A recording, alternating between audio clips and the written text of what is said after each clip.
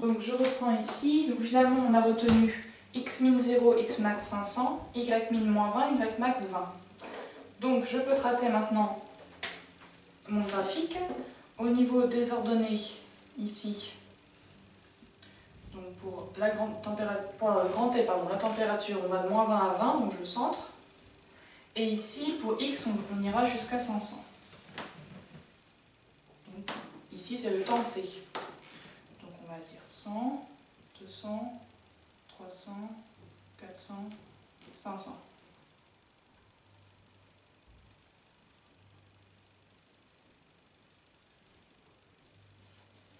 Et là, on va jusqu'à 20, 10, 20, moins 10, moins 20.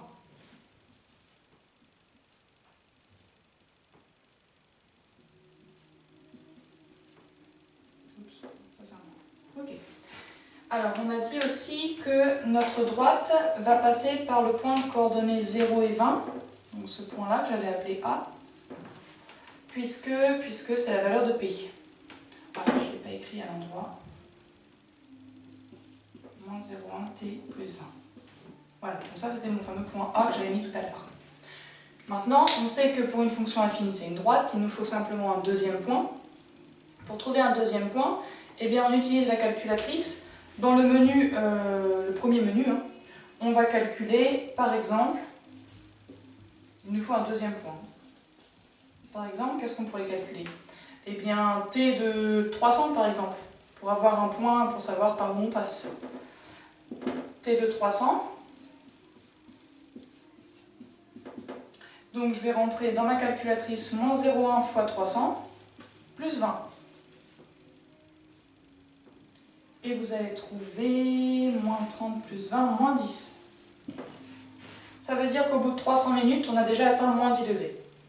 Donc, 300 minutes, moins 10 degrés. Ici. Ma droite va passer par ce point.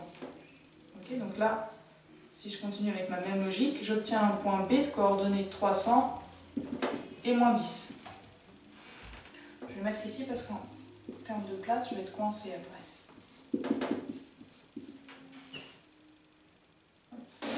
Ok. Donc là, maintenant, facile, je trace ma droite, j'ai mon point A, mon point B.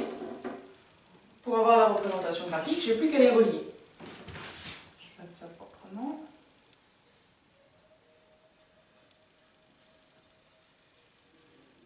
Ça va donner quelque chose comme ça. Donc vous, c'est à la règle. Et maintenant, je peux attaquer la question 3. Utiliser le graphique précédent pour répondre aux questions suivantes. La première, déterminer le temps pendant lequel le congélateur a une température intérieure positive. Donc, on va se placer ici, je pense. Question 3, petit a. Donc, on a T qui est positif pendant combien de temps? Voilà la question. Eh bien, température positive, la température, elle est en ordonnée. On est à 20 degrés et on descend. Et exactement en ce point-là, on atteint 0. Ok? Si vous regardez graphiquement, c'est quand ça passe pile poil par 200. Ça veut dire qu'au cours des 200 premières minutes, notre congélateur il a une température positive. Il atteindra 0 degré pile poil au bout de 200 minutes. Okay, donc la température est positive pendant 200 minutes.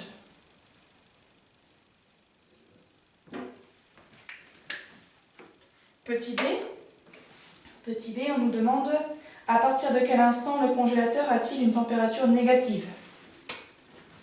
Oh, voilà, c'est un petit peu la même chose.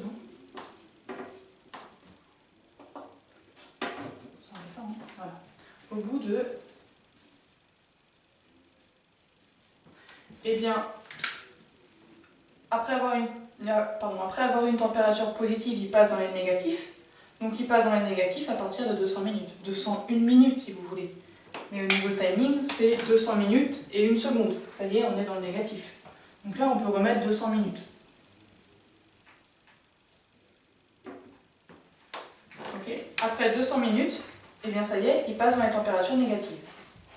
Petit c, on vous demande au bout de combien de temps le congélateur a-t-il atteint la température de congélation normale de moins 18 degrés? Donc, T égale à moins 18 degrés. Hop. quand petit t égale, voilà ce qu'on nous demande. À quel instant? Eh bien, il faut se placer à moins 18 degrés. Ça va être quelque chose comme ça. Pour vous, c'est plus précis, hein, bien sûr. Et on avance. Alors, que je fasse mon petit calcul de tête pour que ça ne soit pas trop moche. Dans ma tête, j'y arrive pas. Donc, je triche un petit instant. Hop, hop, hop. Ok. Donc, vous allez lire ici à moins 18. On arrive là. Quand vous allez lire votre valeur ici, vous tombez sur 380. Ok? Donc au bout de 380 minutes, ça y est, notre congélateur a atteint la température de moins 18 degrés. Ok? Ici, 380 minutes. Bon. Ça fait un peu plus de... Alors 5 x 6, 30. 6 x 6, 36. Ça fait un peu plus de 6 heures. Presque 6h30. Je passe à la question 4 maintenant. Question 4, reprendre les questions précédentes en répondant cette fois avec des calculs. Donc on doit reprendre ça, mais avec des calculs. Alors, la première c'était à partir de quand? À partir de quand? Non, pendant combien de temps la température est positive? Et la deuxième c'était à partir de quand la température passe au négatif? Alors, en termes de calcul, j'espère que vous êtes d'accord pour dire que A et B revient à faire un seul calcul, savoir quand est-ce que la température arrive à 0. Donc A et B, on va chercher T égale à 0 degré. Okay. Avant c'est positif, après c'est négatif. Donc ça se résume en un calcul. T égale à 0 degré, ça veut dire qu'on va chercher quand est-ce qu'on a moins 0,1 fois T plus 20 égale à 0. Moins 0,1 T plus 20 égale à 0. Voilà ce qu'on cherche à résoudre. Donc on cherche T. Pas très bien écrit, mais qui est là. Donc je résous cette équation. Ici, moi je vous propose... Alors, est-ce que je fais la version élève ou la version prof? Je vais faire la version prof. Je garde le 20 qui est positif à gauche et je passe le moins 0,1t à droite. Ça me fait 0,1 fois t. Souvent, vous passez le plus 20 à droite. Moi, j'aime pas trop parce qu'on se retrouve avec des moins à gauche, à droite, c'est un peu le fouillis. En termes de résultat final, bien sûr, on obtient la même chose. Mais moi, quand je repère un moins devant une valeur, j'aime bien la passer de l'autre côté du signe égal, comme ça devient positif. C'est plus confortable en fait pour les calculs. Donc je passe le moins 0,1t à droite qui devient plus 0,1t. Rappelez-vous, ici c'est 0,1t, autrement dit 0,1 fois t. Donc pour garder le t tout seul à droite, il faut que je passe le 0,1 à gauche. Comme ici il multiplie, là il va diviser. Donc je vais avoir 20 divisé par 0,1. Ok? Et 20 divisé par 0,1, ça revient à faire 20 fois 10, et vous allez trouver t égale à 200. T égale à 200, eh bien c'est ce qu'on a trouvé au-dessus. Donc 200 minutes, bien sûr. C'est ce qu'on a trouvé quand on a fait la lecture graphique. Donc quand on est à 200 minutes, notre congélateur est à 0 degré. Avant, il est positif, après, il est négatif. Pour le petit c, je pense que je vais faire ça. Donc là, c'est organisation du tableau. Hop, je vais mettre ici. On cherche quand est-ce que la température est à moins 18 degrés. Donc cette fois, on résout l'équation moins 0,1 fois t plus 20 égale à moins 18. Moins 0,1 fois t plus 20 est égal à moins 18. Voilà mon équation.